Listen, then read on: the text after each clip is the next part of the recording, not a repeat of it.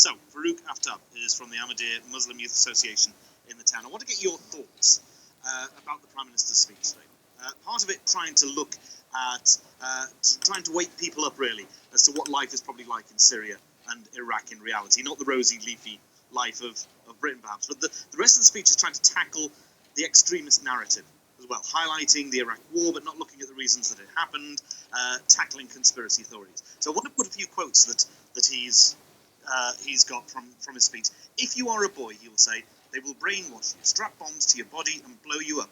If you're a girl, they will enslave and abuse you. Is that the type of language the Prime Minister should be using? Anything which tries to curb the rise in extremism or radicalization has to be welcomed. And ISIS, ISIL, whatever you want to call them, they're very clever in glamorizing, bringing people over. So this will be hard-hitting, affect people, so they show the reality. But it's part of the strategy. So you've got to use a combination of things. So it's got to be welcomed that we're moving towards the right direction.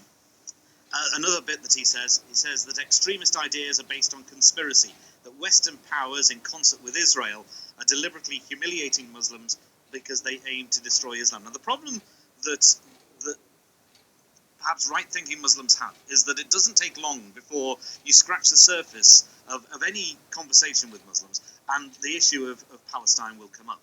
And it doesn't take long, the Prime Minister is saying, for that to become radicalised, that those views and those angers about what they see as what is happening in between Palestine and Israel is then brought up, and it becomes an issue that can be radicalised. Is that something that you can tackle as a youth association?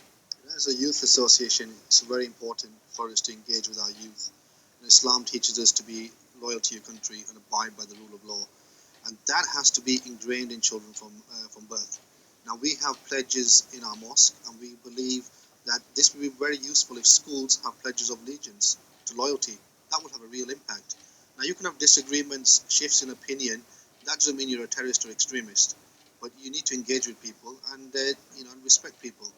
Is this going to allow debate, though, or is the Prime Minister saying that we shouldn't be discussing things like Palestine? Well, we're hoping that it will allow debate. And that has to be the way forward. You can't just censor everything. If you want to move forward and deal with this issue, it's a huge challenge. At the moment, what we're facing with this rise in extremism, radicalization, and extremism doesn't have any color, no religion, no caste. It's criminal activity. Thanks very much indeed. That is Farouk Aftab, who's from, as I say, Muslim Youth Association here. Very interesting, finally, in the